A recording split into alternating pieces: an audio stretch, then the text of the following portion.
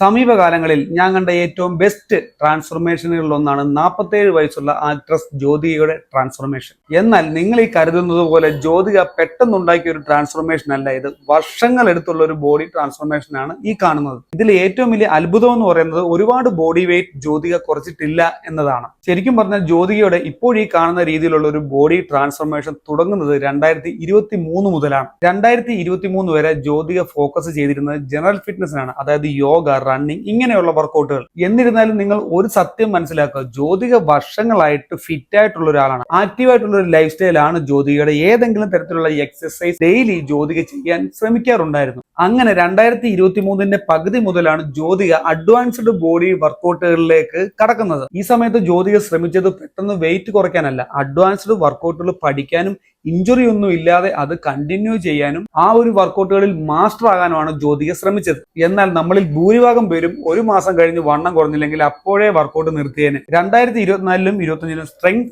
Entrance build ചെയ്യാനുള്ള high intensity വർക്കൗട്ടുകളിലാണ് Jyothika focus ചെയ്തത്. ഈ സമയത്തും ജ്യോതിക ശ്രമിച്ചത് വെയിറ്റ് കുറയ്ക്കാനല്ല, മറിച്ച് സ്ട്രെങ്തും എൻഡ്രൻസും അത് മാക്സിമത്തിൽ എത്തിക്കാനാണ് ജ്യോതിക ശ്രമിച്ചത്. 2026 ജ്യോതിക ഫോക്കസ് ചെയ്തത് ഫങ്ഷണൽ അത്ലറ്റിക് ട്രെയിനിങ്ങിലാണ്.